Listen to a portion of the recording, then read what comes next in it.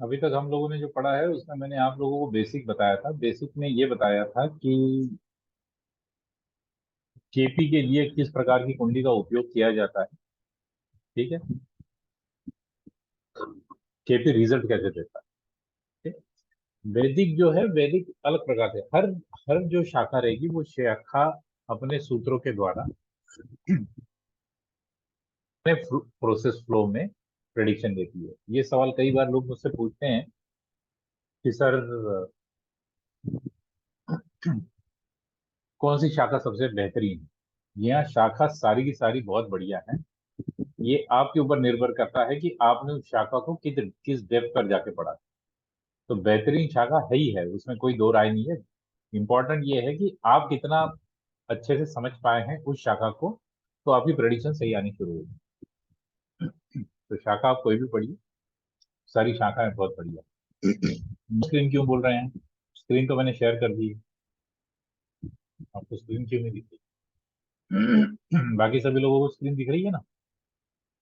एक बार कंफर्म कीजिए। स्क्रीन दिख रही है सबको? हाँ। श्रेय पोबुरु जी, ये आपके साइड से प्रॉब्लम होगी। ये मेरे साइड से प्रॉब्लम नहीं है। आप अपने साइड से कनेक्शन को एक बार चेक कीजिए। चलिए, तो आज से हम लोग प्रेडिक्शन पढ़ने वाले हैं कि प्रेडिक्शन कैसे की जाए। मैंने पिछली क्लास में आप लोगों को बताया था कि केपी में ग्रह, ग्रह का नक्षत्र स्वामी और ग्रह का उप नक्षत्र स्वामी, जिसे अंग्रेजी में कहते हैं प्लैनेट, नक्षत्र लॉर्ड एंड सब लॉर्ड, ये मिलकर किसी भी घटना का निर्णय देते हैं। जैसे कि मैंने आप लोगों को प्रॉमिस किया है कि ये जो फ्री क्लास चल रही है मेरी, ये फ्री क्लास में मैं आप लोगों को शादी, बच्चे और प्रॉपर्टी इसके बारे में पढ़ाऊंगा। तो सूत्र क्या है?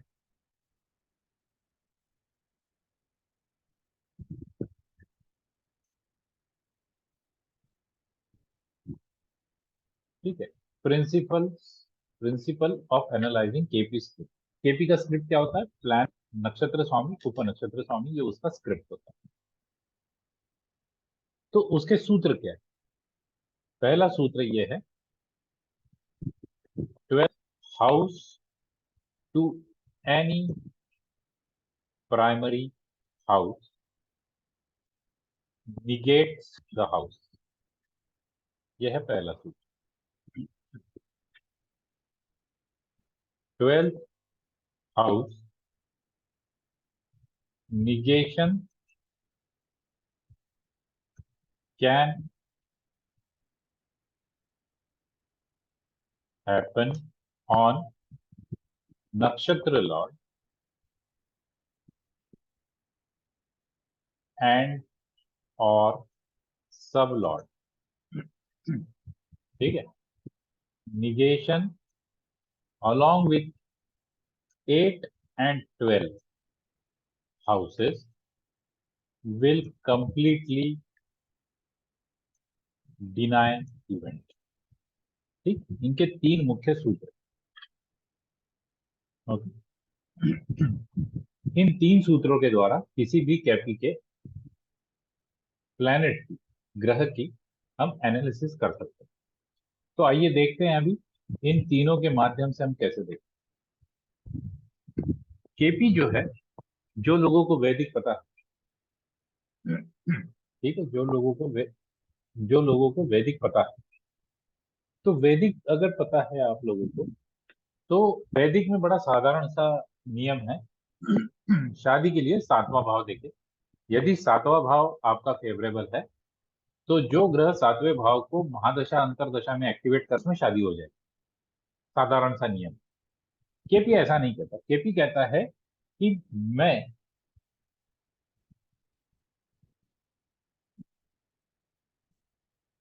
Event will be given by group of houses. ठीक है, अब इनको समझने की पहले कोशिश करेंगे। ग्रुप ऑफ हाउसेस क्या होता है? ठीक है, ग्रुप ऑफ हाउसेस का क्या मतलब है ये समझिए। सेवंथ हाउस, ये मैरिज, प्राइमरी हाउस। मैं इसके आगे लिख देता हूं कि प्राइमरी हाउस ऑफ मैरिज।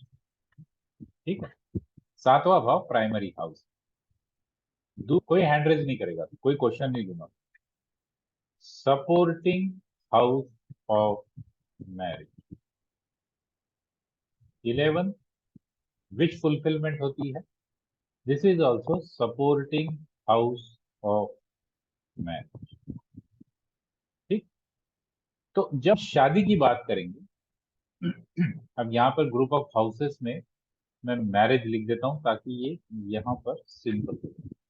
वैसे ही डिवोर्स क्यों,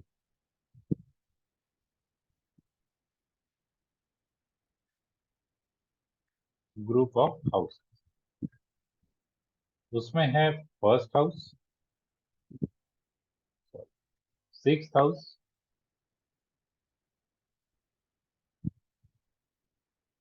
primary house of divorce, first house, supporting house of divorce, 10th house, supporting house of divorce. चलिए, तो अभी मैरिज में देखते हैं कि मैरिज जो है वो शादी कैसे देखती है। मैंने आपको बताया था कि प्लैनेट प्लैनेट का नक्षत्र स्वामी रिजल्ट देता है, उप नक्षत्र स्वामी रिजल्ट को डिनाई कर सकता है। हमारे पास चार सूत्र हैं, इन चारों सूत्रों के माध्यम से हम ये देखने की कोशिश करेंगे कि कोई भी प्लैनेट शादी देगा या नहीं देगा, शादी होगी तो शादी का स्तर कैसे रहेगा, यानी क्वालिटी कैसे रहेगी। ओके, चलिए आइए मैरिज देखते हैं। मैरिज, यहाँ पे मैं लूंगा प्लैनेट,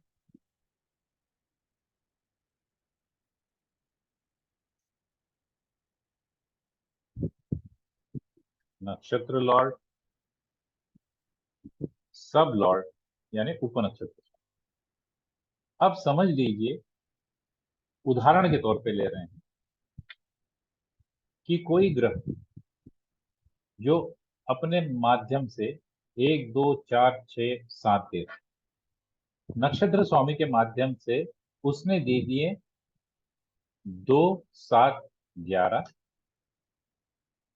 और नीचे में 1 3 9 और 10, सॉरी 3 4 5 9।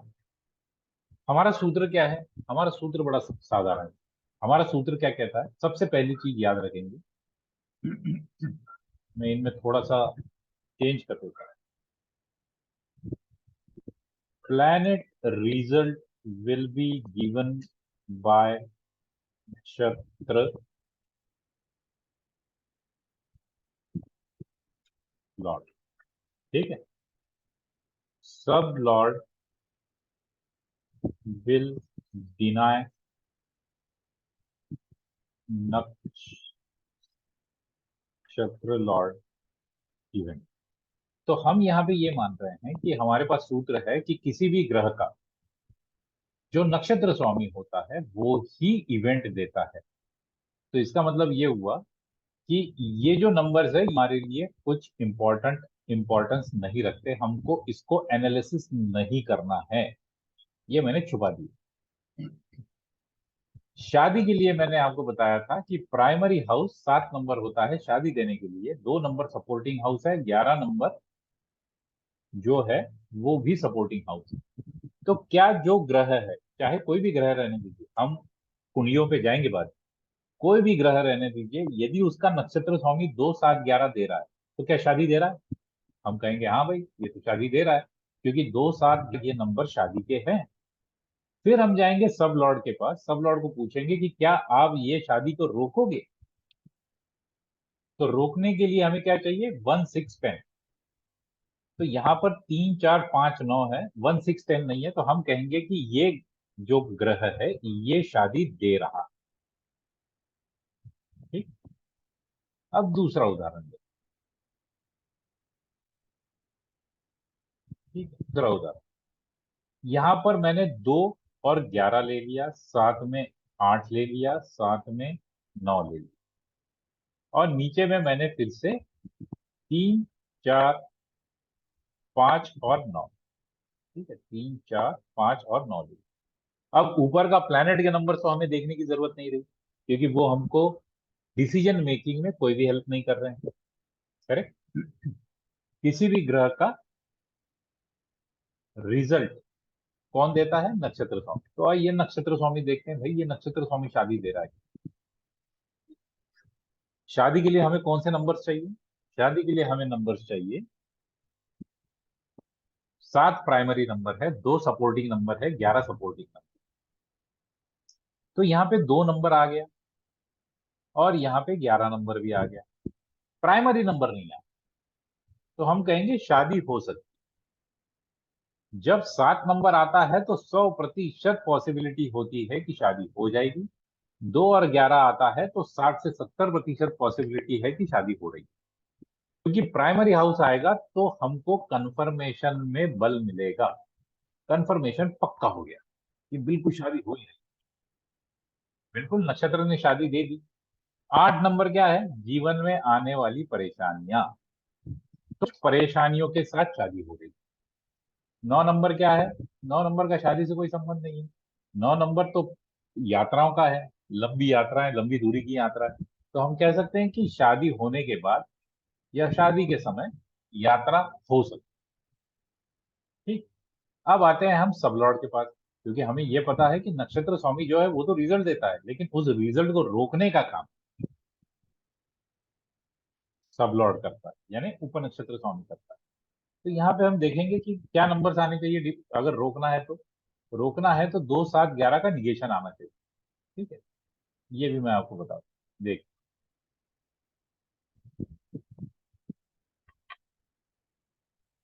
2 नंबर, 7 नंबर और 11 नंबर, ये हमारे ग्रुप शादी, इनका 12वां भाव कौन सा होगा आपको दिखा देते हैं। अगर ये हमारा दूसरा नंबर है, ये दूसरा भाव है, ये 7वां भाव है और ये 11वां है, ये कैसे देखा हमने?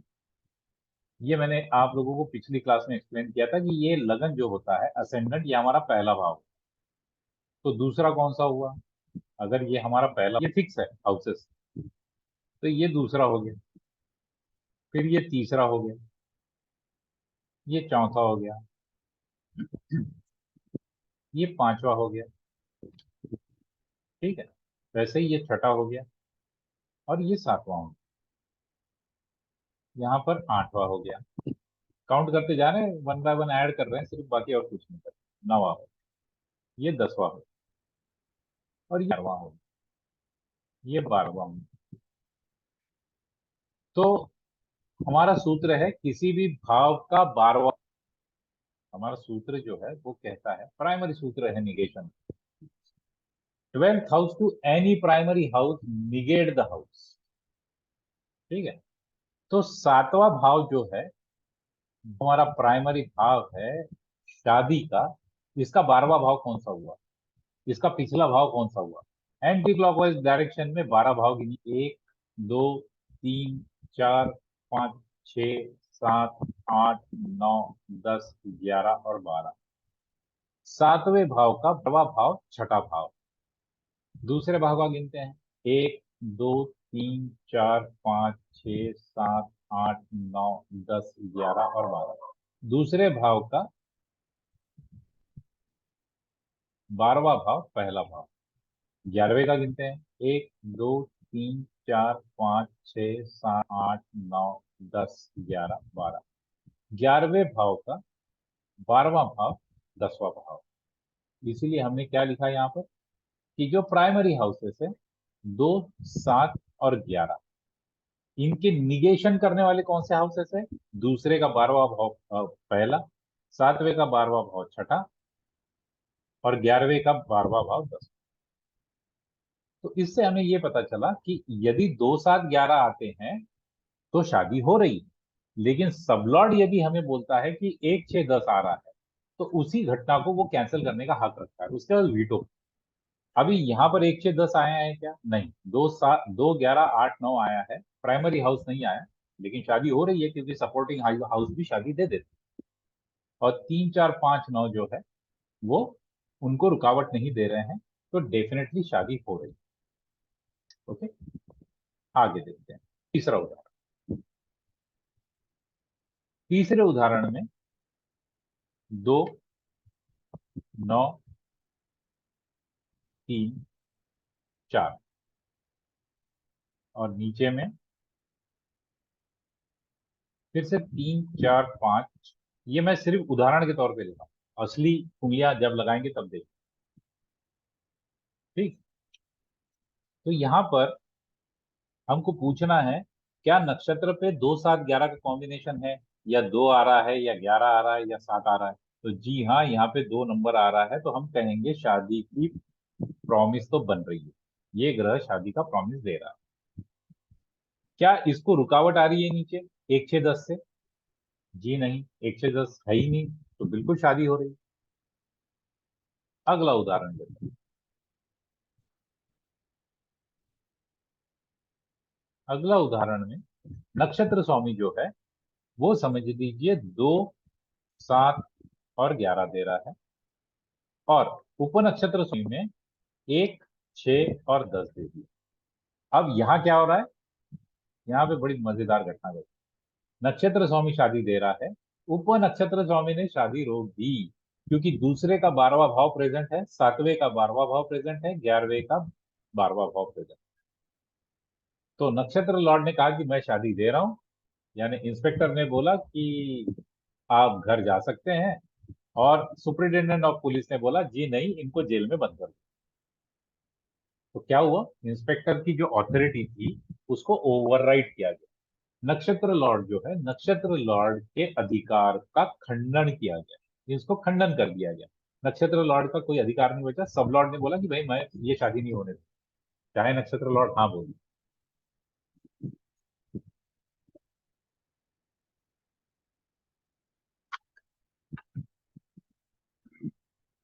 नक्षत्र लॉर्ड का अधिकार समाप्त हो गया। अब इसका अगला उदाहरण दो।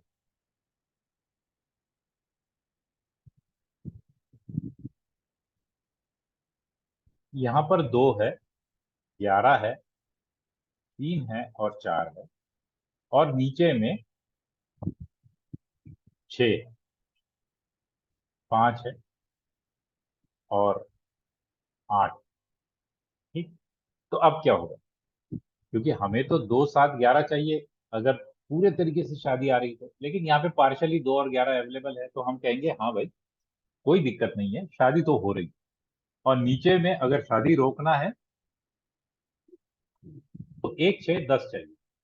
इनमें से कोई भी एक रहेगा तो भी शादी के लिए परेशानी क्रिएट करेगा। लेकिन यहाँ पे देखने की बात है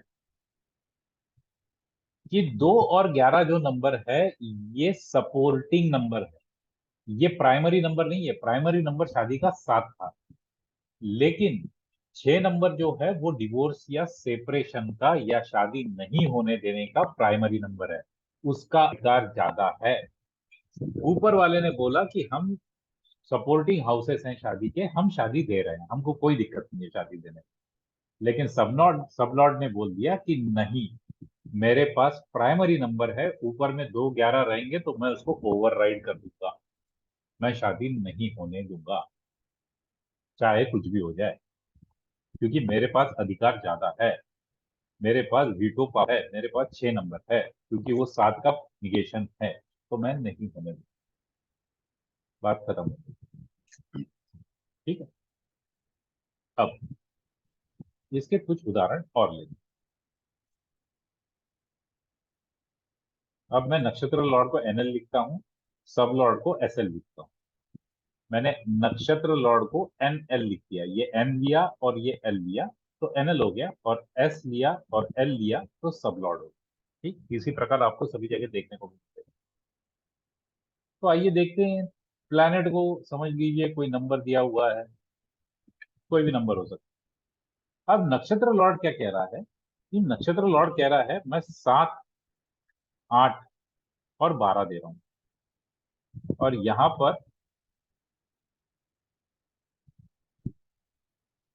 यहां पर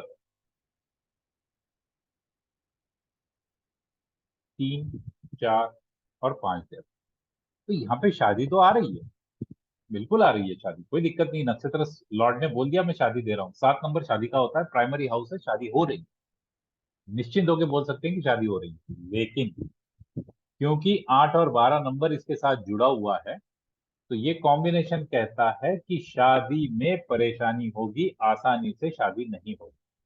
2, 7, 11 आता है तो हम कहेंगे कि आसानी से कम मेहनत में इच्छा के हिसाब से शादी हो रही है, कोई दिक्कत नहीं। 7, 8, 12 में शादी तो हो रही है लेकिन परेशानियों के साथ, क्योंकि वहां पे डावरी भी मांगी जाएगी। 8 नंबर डावरी, 12 नंबर बहुत बड़ा खर्चा, 12th house is for expenses, 8th house जीवन में आने वाले सारे उतार चढ़ाव, डावरी, इंसल्ट, ब्लेम, ये सारी 8वें भाव। तो 8वां भाव क्योंकि कनेक्ट हो रहा है तो शादी में ये सारी घटनाएं होने की पॉसिबिलिटी बन जाती है। ठीक, अगला उदाहरण लेते हैं। समझ लीजिए कि 1, 6 और 10 यहाँ पर नक्षत्र ने दे दिया, अब नक्षत्र खुद ही शादी नहीं दे रहा, और नीचे में 7, 8 और 12 आ गया, तो क्या शादी होगी? सूत्र बड़ा सिंपल है। नक्षत्र आपका इवेंट देता है, उपनक्षत्र स्वामी उस इवेंट को कैंसिल करने का अधिकार रखता है। मन में बैठा लीजिए ये बात, नक्षत्र स्वामी ये आपको इवेंट देता है, उप नक्षत्र स्वामी उस इवेंट को खारिज कर देता है, उसको कैंसिल करने का अधिकार रखता है। तो नक्षत्र स्वामी शादी का ही रिजल्ट हमेशा देगा ये तो जरूरी नहीं है, वो डिवोर्स का भी रिजल्ट दे सकता है, वो सेपरेशन का दे सकता है, वो शादी नहीं होने का दे सकता है। अब शादी नहीं होने के सारे यहाँ पर नंबर्स आ गए। सब लॉर्ड ने नहीं बोला ऐसा कुछ, लेकिन नक्षत्र लब मैं तो भाई शादी नहीं करवाऊंगा। अगर शादी की बात हो रही है, कोई शादीशुदा है, तो हम बोलेंगे भाई आपके शादी में परेशानियां चल रही है। परेशानियां बोलिएगा, सीधा डिवोर्स हो रहा है ऐसा मत बोलिएगा। कभी भी कोई निगेटिव इवेंट का प्रेडिक्शन सीधा नहीं देना है। हम भगवान नहीं है, we are just reader, we are fortune readers. हम लोग किस्मत पढ़ते हैं, किस्मत लिखते नहीं है किसी की। और ज्यादातर ज्योतिषों को यही गुमान हो जाता है कि वो भगवान हो गए। जी नहीं, हम लोगों को वो ज्ञान मिल गया है जिसके वजह से हम इस स्क्रिप्ट को डिकोड करके जीवन में आने वाली घटनाएं बता सकते हैं, बस इतना ही ज्ञान है हमारे पास। कोई ज्योतिषी अगर आपको बोले कि भाई मैं आपकी कुंडली में शादी का प्रॉमिस नहीं है और मैं शादी करा दूंगा, तो दूर रहिए उससे। We cannot create promise, the promise has to be there. 10%, 20%, 25% कुछ प्रॉमिस होना चाहिए। अगर प्रॉमिस ही नहीं है तो घटना नहीं हो सकती। और ऐसे सब लोगों के लिए मेरा बहुत साधारण सा सवाल होता है। मेरे पास कई कुंडलियां हैं जिसमें स्त्रियों को यूट्रस ही नहीं है, तो मैं बोलता हूँ भाई भाई इनसे बच्चा पैदा करा दो। फिर आप ये मत बोलिए कि सरोगेट मदर से कराएंगे, सरोगेट मदर ये अलग कॉम्बिनेशन, किसी और स्त्री की कोख को यूज करके बच्चा पैदा करना ये एक अलग चीज है। ज्योतिष में इसको अलग तरीके से देखा जाता है। यूट्रस ही नहीं है तो शादी कैसी होगी? हो ही नहीं सकती। तो हम लोग प्रॉमिस नहीं क्रिएट कर सकते। सारे ज्योतिष जितने भी होंगे, आप जिनसे भी मिले होंगे, यदि कोई ऐसा क्लेम करता है तो कृपया करके दूर रहिए। Promise cannot be created, it has to be there in the chart. किसी भी कुंडली में वचन होना चाहिए घटना का। हाँ, उसकी शक्ति, उसकी स्ट्रेंथ कम हो सकती है, हम उसको बढ़ा देंगे तो घटना हो जाएगी, उसकी रुकावटें दूर करेंगे तो भी काम बन जाएगा। लेकिन प्रॉमिस नहीं होगा तो भूल जाइए। ओके, अब यहाँ पे तो शादी नहीं हो रही है क्योंकि नक्षत्र लॉर्ड ने शादी मान। अगला देखते हैं, अगले केस में 1, 6, 10 और 1, 6, 10। अब देखिए मजा, नक्षत्र लॉर्ड ने शादी मना कर दिया है और सब लॉर्ड ने भी शादी मना कर दिया है, ये तो पक्की वाली शादी मना हो गई। अब इसमें तो शादी होगी ही नहीं। यहाँ पे कई लोग मुझे चैलेंज कर देते हैं और मैंने उनको सिद्ध भी करके दिया हुआ है कि अगर प्रॉमिस नहीं है तो भी देखिए हमने शादी करा के दी। उसके बाद आप ये भी देखिए कि वो चली कितनी। जीवन में होने वाली घटनाएं, इसके दो स्वरूप होते हैं। एक होती है घटना, दूसरा होता है घटना से मिलने वाला सुख। आप खाना बनाते हैं, खाना खाते हैं तो संतुष्टि मिलती है, वो सुख है उसका। आपने घर बनाया, घर में रहने गए, वहां पे आपको पीस मिल रहा है, आपको प्यार मिल रहा है, उसको सुख कहते हैं। तो शादी और शादी से मिलने वाला सुख, ये दो अलग चीजें हैं। ठीक है। अक्सर लोग मुझे प्रश्न पूछते हैं कि सर मेरी शादी कब हो। एक्चुअली वो गलत क्वेश्चन। क्वेश्चन ये पूछना चाहिए कि सर क्या मेरी शादी हो सकती है, और अगर हो गई तो क्या मुझे उससे सुख मिलेगा। ये स्त्रियों के लिए और पुरुषों के लिए, दोनों के लिए सवाल बनता है, और ये बहुत बहुत महत्वपूर्ण सवाल है जो कोई नहीं पूछता। तो सिर्फ शादी का पूछता। ठीक। अब यहाँ देखिए, 1 6 10, ये हो गई शादी को नकार दिया। लेकिन अगर मेरे पास यहाँ पर 5 और 9 आ गए तो क्या होगा, और साथ में यहाँ पर 2 और 7 भी, तो शादी हो भी रही है और शादी नकारी भी जा रही है। ये दोनों कॉम्बिनेशन आ गए। लेकिन क्या यहाँ पे शादी होगी? तो बिल्कुल होगी साहब, क्योंकि 6 का निगेशन हो गया। जो शादी रोकने वाली चीज थी उसी का निगेशन नीचे हो रहा है। सब लॉर्ड ने उसको रोक दिया, 6 को 5 से निगेट कर दिया, 10 को 9 से निगेट कर दिया। बचा क्या? बचा 2 और 7, 2 और 7 शादी दे देंगे। कोई दिक्कत नहीं है, शादी आसानी से हो जाएगी। ओके। आगे, अगर किसी में 1 6 10 और 2 7 11 पूरा आ जाए, है ना, किसी में 1 6 10 और 2 7 11 पूरा आ जाए, नीचे ले लो, 2 7 11,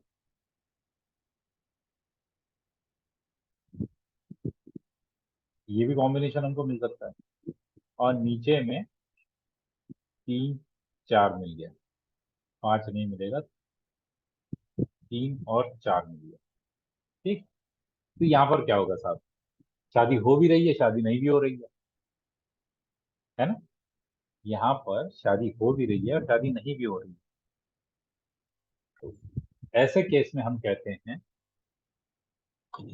सॉरी, ऐसे केस में हम कहते हैं कि शादी में बहुत ज्यादा रुकावटें आएगी, शादी चलाने के लिए बहुत प्रयास करने पड़ेंगे, बीच बीच में सेपरेशन होता रहेगा।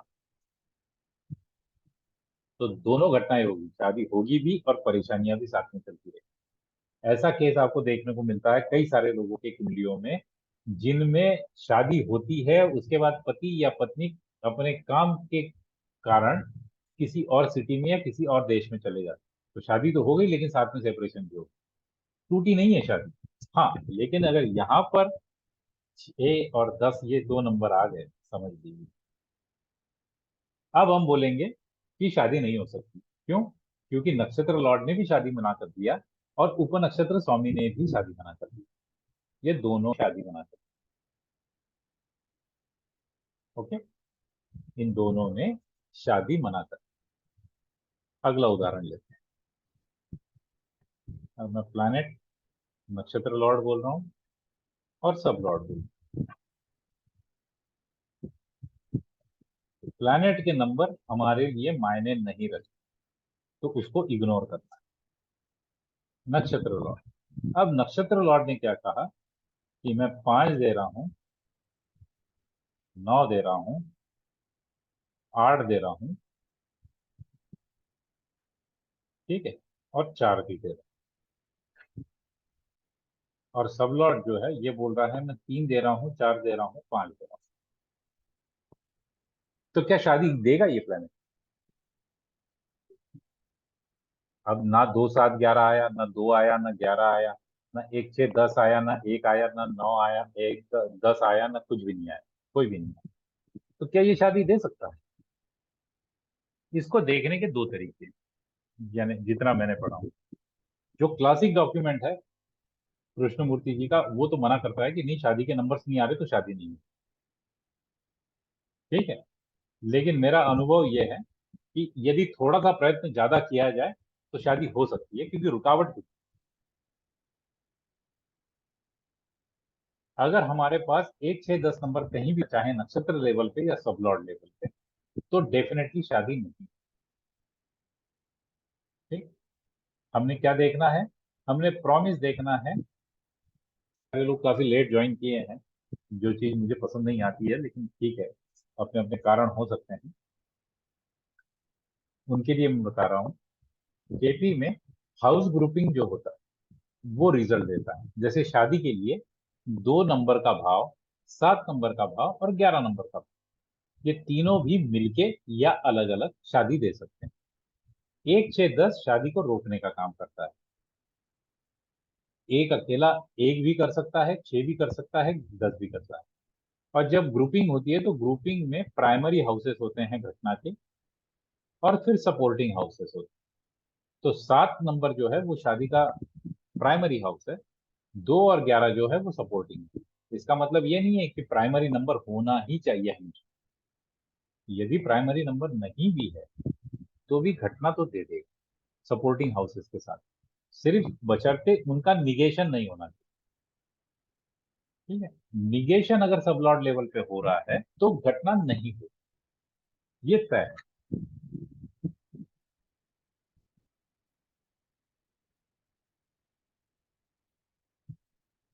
अभी हैंड मत रेस कीजिए, अभी मैं थेरी टॉपिक ले रहा हूँ। पहले मैं थेरी पूरी करूंगा, उसके बाद ही मैं सारे क्वेश्चन लेता हूँ। हमारा पैटर्न सेम है ना? पैटर्न में कोई बदलाव नहीं।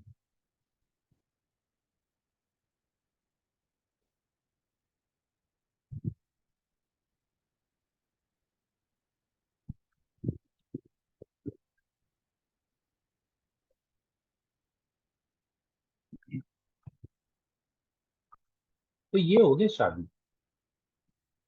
तो शादी के इतने सारे कॉम्बिनेशन और बहुत सारे तर्क हम निकाल सकते। जैसे ये मैरिज था, वैसे ही चिल्ड्रन होता। ये मैरिज है तो चिल्ड्रन जो है वो ये, बच्चा कब होगा?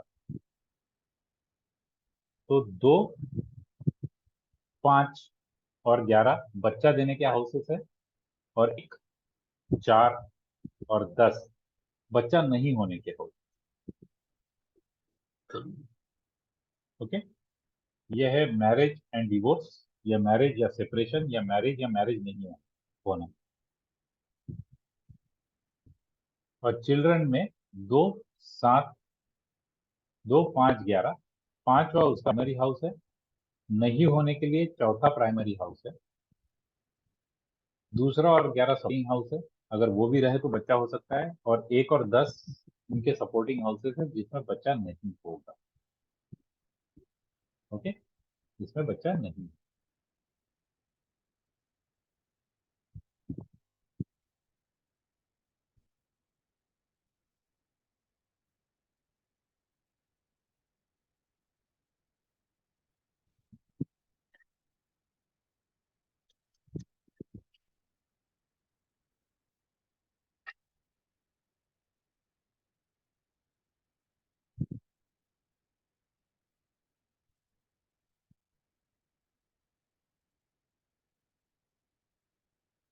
ओके। तो ये हो गए मैरिज और चिल्ड्रन। ऐसे ही हम प्रॉपर्टी का भी देखें। ओके। तो मैरिज और चिल्ड्रन में बड़ा सिंपल सा रूल है। सबसे महत्वपूर्ण रूल जो है, मैंने फिर से मैं एक बार इनको रिपीट कर देता हूँ। किसी भी ग्रह का रिजल्ट ये नक्षत्र स्वामी देगा। प्राइमरी रूल ऑफ थ्री, सब लॉर्ड विल डिनाई द नक्षत्र लॉर्ड इवेंट। कोई भी इवेंट जो नक्षत्र स्वामी देने की कोशिश कर रहा है, उसको डिनाय करने का कारण या डिनाय करने का अधिकार सब लॉर्ड यानी उपनक्षत्र स्वामी के पास होता है। किसी भी भाव का 12वां भाव उस भाव का निगेशन है। 7वां भाव शादी देता है, छठा भाव उसका निगेशन। दूसरा भाव भी शादी दे सकता है, पहला भाव उसका भी निगेशन। 11वें का 10, अगर ये आते हैं तो ये निगेट करें। निगेशन कैन हैपन ऑन नक्षत्र लॉर्ड और सब लॉर्ड, उसका एग्जाम्पल भी मैंने बताया यहाँ पर, कि अगर 1 6 10 आ जाए नक्षत्र स्वामी पे, तो भी घटना निगेट हो जाएगी, और सब लॉर्ड पे भी आ जाए तो भी घटना हो जाएगी। Okay. Negation along with 8 and 12 house will completely denied रही है। ये उदाहरण भी हमने देखा कि यदि हम लोगों के पास 8, 6 और 8 आ रहा है, ये देखिए 6 और 8, इसके साथ 12 भी जोड़ सकते हैं। तो यहाँ पर 6 जो है वो शादी का निगेशन है, और 8 और 12 जो है वो उसको कंप्लीटली डिनाई कर देगा, उसकी शक्ति बढ़ा देगा। वो बोलेगा नहीं भाई, हम तो होने ही नहीं देंगे, चाहे कुछ भी हो। और event will be given by group of houses. इसको मैं थोड़ा ऊपर शिफ्ट कर देता हूँ ताकि ये आसान रहे।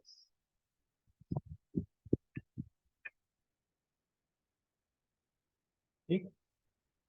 तो अभी हमारे पास ये 6 सूत्र मैं दे रहा हूँ, जिनके माध्यम से केपी का एनालिसिस किया जाता है।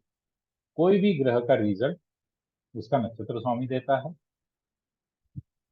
सब लॉर्ड उस घटना को डिनाई करने की शक्ति रखता है। इवेंट हमेशा ग्रुप ऑफ हाउसेस देते हैं। वो अगर सपोर्टिंग हाउस भी आ जाए तो भी चलता है, लेकिन ग्रुप ऑफ हाउस रहेंगे तो उसकी शक्ति बढ़ जाती है। 12वां भाव किसी भी भाव का निगेशन होता है। निगेशन जो है, घटना का निगेशन, ये नक्षत्र लॉर्ड पे या सब लॉर्ड पे, दोनों पे हो सकता है। Negation along with 8 and 12 house will completely deny the event. Negation के नंबर के साथ यदि 8 और 12वां जुड़ जाए तो वो पूरे तरीके से घटना को खारिज कर दे। अब चलिए इसका एक उदाहरण देखते हैं इस कुंडली।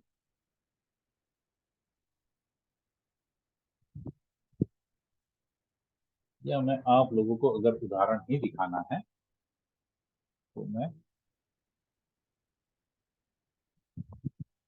बाद में बताऊंगा, एस्ट्रोसेज पे बाद में बताएंगे।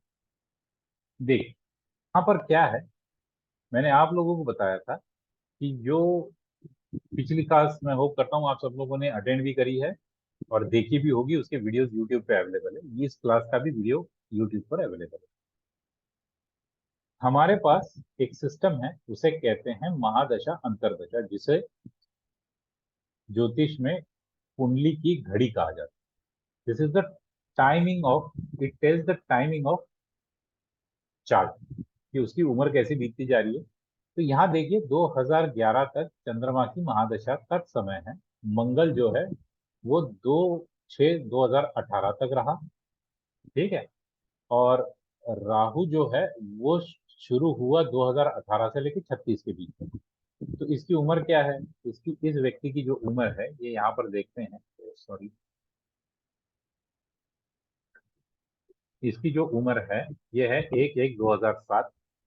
तो 2027 के आसपास ये 20 साल का हो जाएगा। ये स्त्री या पुरुष कोई भी हो सकता है, लड़का या लड़की। ठीक है। तो शादी कब करता है व्यक्ति? शादी आमतौर पर 25 से लेकर 30 के बीच में शादी होती है। तो यानी जब राहु में,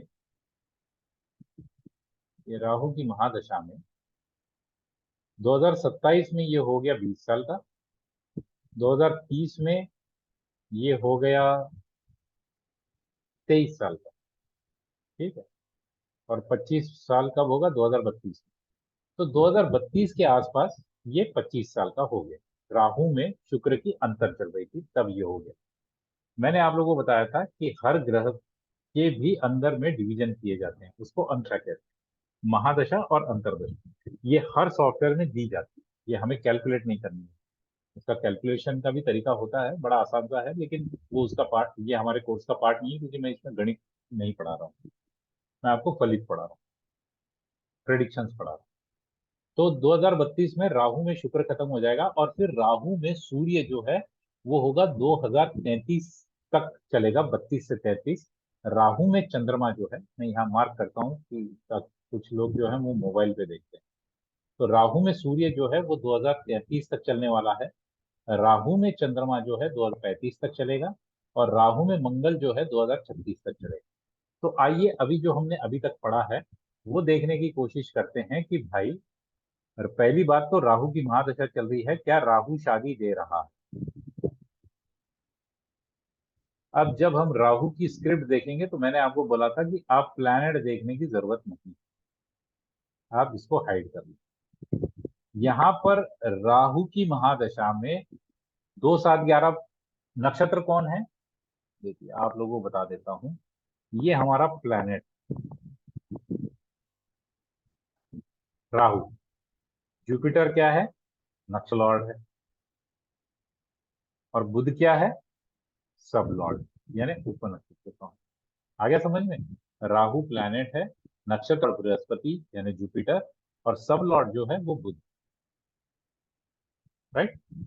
तो अब हमको देखना है कि क्या नक्षत्र स्वामी 2 7 11 इनमें से कुछ दे रहा है? तो जी नहीं, कुछ नहीं दे रहा। और क्या ये 1 10 में से कुछ दे रहा है? तो जी हाँ दे रहा है। इसने 1 दे दिया और 10 दे दिया, तो ये इसने तय कर दिया साहब। ये बोला मैं तो शादी नहीं दूंगा। लेकिन ये 10 का निगेशन नीचे 9 हो गया, ये कैंसिल हो गया, लेकिन 1 का कोई निगेशन नहीं।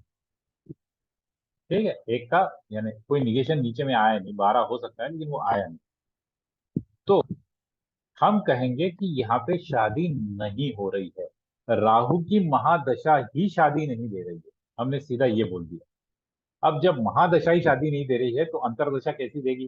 गेट पास तो मिलना चाहिए ना।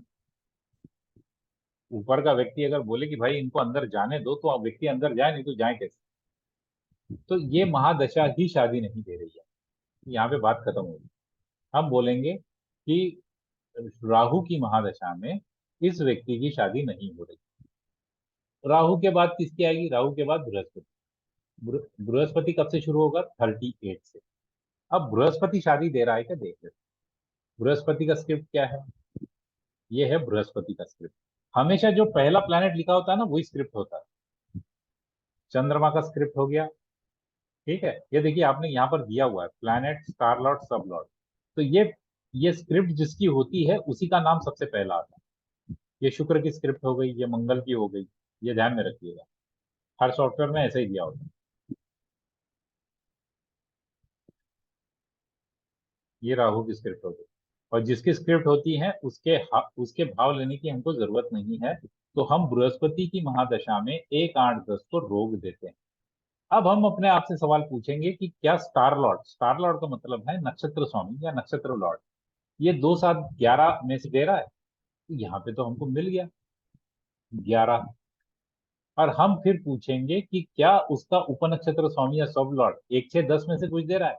तो कुछ भी नहीं दे रहा, यहाँ पे फिर से 11 आ गया।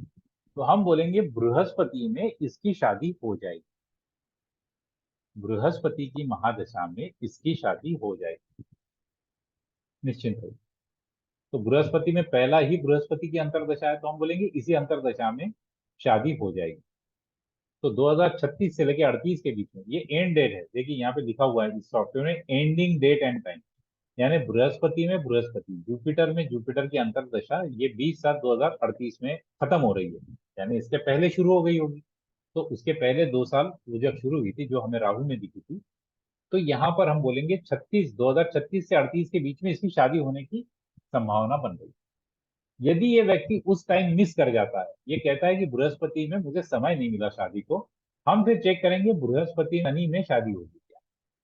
तो आइए अभी शनि की स्क्रिप्ट देखते हैं।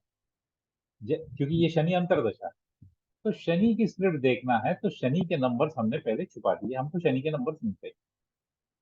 अब यहाँ पर हम पूछेंगे सवाल कि क्या नक्षत्र स्वामी 2 7 11 में से कुछ दे रहा है? तो बिल्कुल दे रहा है साहब, 11 नंबर दे रहा है, शादी हो रही है। 1 6 10 में से कुछ दे रहा है? तो यहाँ पे 6 भी आ गया। लेकिन मजे की बात क्या है, 11वां नंबर शादी का सपोर्टिंग नंबर है, वो अपने आप में प्राइमरी नंबर नहीं है, वो सपोर्टिंग नंबर है। लेकिन 6 नंबर जो है वो अपने आप में प्राइमरी नहीं होने देने वाला नंबर है शादी का। जो 7 नंबर का 6 नंबर निगेशन होता है। तो आप यहाँ पर कहोगे साहब सर अभी तो आपने 5 मिनट पहले पढ़ाया था, ये 6 नंबर का निगेशन फिर से 5 ने कर दिया नीचे यहाँ पर, है ना? आपने तो बोला था सर कि सब लॉर्ड में यदि, तो यानी चाहे वो शादी का प्रॉमिस हो या फिर शादी नहीं होने का प्रॉमिस हो, दोनों का कैंसलेशन तो हो सकता है। तो यहाँ पे 5 नंबर तो आ गया। मैं बोलूंगा हाँ बिल्कुल, ऊपर का 6 तो कैंसिल हो गया, लेकिन उपनक्षत्र स्वामी जो सब लॉर्ड है उसने भी तो 6 दे दिया। अब ये भी तो शादी नहीं दे रहा है, इसके पास तो अधिकार है शादी नहीं देने का। छत्र स्वामी तो इवेंट देता ही है, सब लॉर्ड के पास भी तो अधिकार होता है। तो सब लॉर्ड ने मना कर दिया, हम बोलेंगे गुरु महाराज की महादशा में शनि की अंतरदशा जब चलेगी तब शादी नहीं हो सकती। तो बेहतर है कि गुरु के गुरु में ही शादी कर ले, नहीं तो उधर उम्र बढ़ती चली जाएगी। ओके, इस प्रकार हम शादी को देख सकते। तो हमेशा दो चीजों का कॉम्बिनेशन हमको यूज करना है, इसे कहते हैं केपी कोऑर्डिनेट या प्लैनेट की स्क्रिप्ट। हर प्लैनेट की स्क्रिप्ट होती है जिसमें प्लैनेट यानी ग्रह, फिर बाद में नक्षत्र स्वामी और उपनक्षत्र स्वामी के नंबर दिए होते हैं। ये मतलब ये होता है, इन नंबरों का मतलब ये होता है कि ये ग्रह इन भावों पर अपना प्रभुत्व रखते हैं, ये भाव इनके अधीन हैं, तो इसलिए ये इनका रिजल्ट दे रहे हैं। ओके, चलिए अभी मैं इसको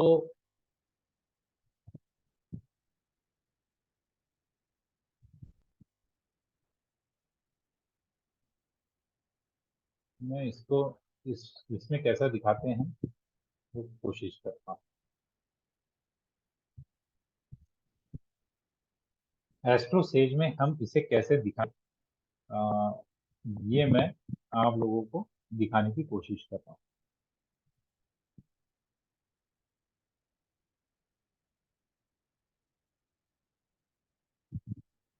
ठीक, आई होप आप लोगों को स्क्रीन दिख रही होगी।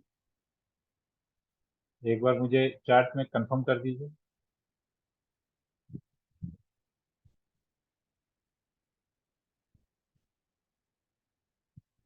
ओके, मेरे मोबाइल की स्क्रीन दिख रही है। तो यहाँ पर मेरे पास एस्ट्रो सेज है। एस्ट्रो सेज में मैं ये कुंजी खोलता हूँ, कोई भी एक कुंजी खोल लेते हैं।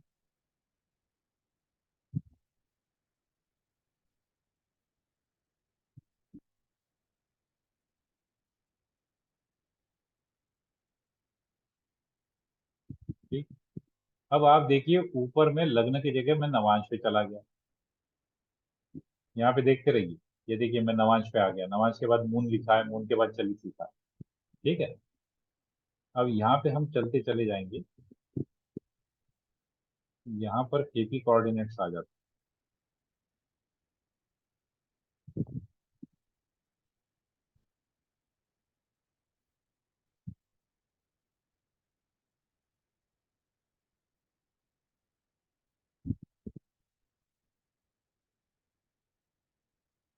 प्लैनेट्स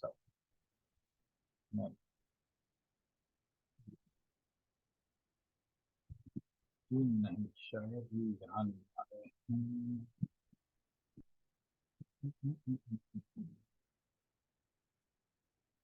केपी, ठीक है। आप देखिए यहाँ पर जो ऑप्शंस होता है, यहाँ पर केपी सिस्टम्स है, केपी सिस्टम क्रिएट करने के बाद केपी चार्ट आ गया, प्लैनेट्स आ गए, कस्प आ गया, प्लैनेट सिग्निफिकेशन आ गया। ठीक है, और हाउस सिग्निफिकेटर आ गया। ठीक है, ये आ गया।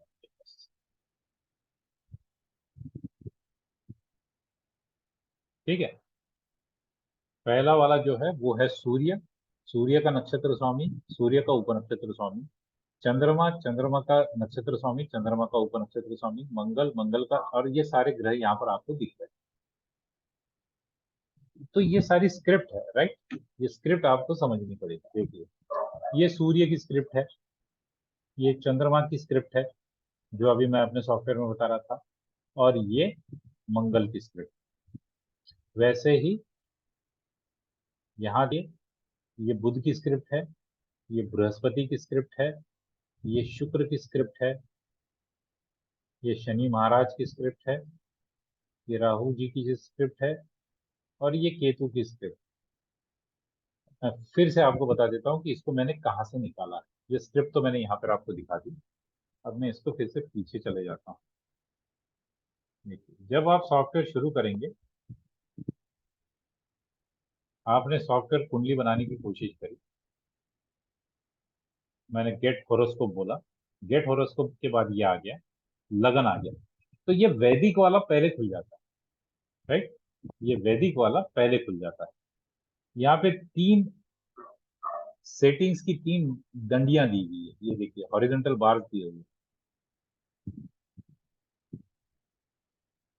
ये बार्स दी हुई है। आप इसको क्लिक करें। ये क्लिक करने के बाद यहाँ पे केपी सिस्टम्स लिख के आए, उसको क्लिक करें। जैसा उसको क्लिक करेंगे तो आपको केपी चार्ट आएगा। फिर राइट में शिफ्ट करते जाइए, प्लैनेट सिग्निफिकेशन आएगा, हाउस सिग्निफिकेटर्स आएगा, और सबसे आखिरी में आपको नक्षत्र नाड़ी आएगी, बट वन लास्ट, नहीं उसके बाद भी बहुत सारे हैं। बीच में है नक्षत्र नाड़ी। नक्षत्र नाड़ी पे जाइए, यहाँ पे आपको पूरी स्क्रिप्ट मिल जाएगी। आई होप अभी सब लोगों को समझ में आ गया होगा, क्योंकि ये सवाल मुझे कई सारे लोग पूछ रहे हैं।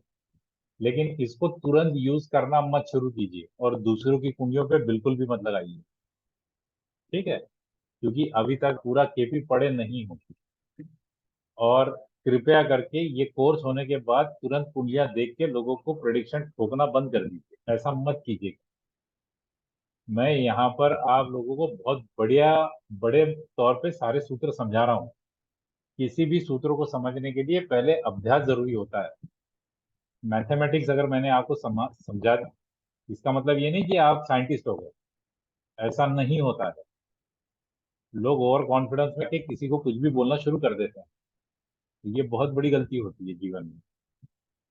किसी भी विषय को अच्छी महारत हासिल करने में अच्छे गुरु से पढ़ना पड़ता है, और उसके बाद उसका अध्ययन पड़ता है, और ये आसान नहीं है। ये कोई क्रैश कोर्स नहीं है कि आपने पढ़ लिया एक महीने में और ज्योतिष बन गए। सालों की मेहनत होती है। ये कोर्स करने से सिर्फ इतना ही फायदा हो रहा है कि आपकी वो मेहनत कम हो जाएगी, क्योंकि वो मेहनत मैं कर चुका हूँ। मुझे पता है कहाँ कहाँ पे गलतियां होती है, कहाँ कहाँ पे व्यक्ति रुक जाता है। वो चीजें मैंने आपको आसानी से बता दी, क्योंकि वो समझने में भी बहुत समय लगता है। इसका मतलब ये कतई नहीं है कि आप बहुत बड़े ज्योतिष हो गए। मैं खुद बड़ा ज्योतिष नहीं हुआ हूँ, ठीक है। और किसी की भी कुंडली देख के उसको प्रेडिक्शन तो बिल्कुल मत दी, क्योंकि उसके मन में वो बात बैठ जाएगी जिससे उसको डिप्रेशन आ सकता है। ओके, चल।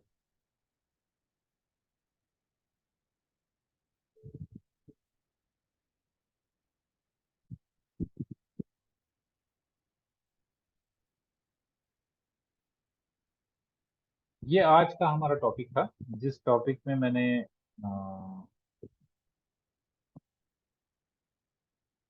जिसके ऊपर मैंने आपको बताना था कि किसी भी ग्रह की महादशा में और किसी की अंतरदशा में हम कैसे जान पाएंगे कि कोई व्यक्ति की लाइफ में क्या घटना होगी।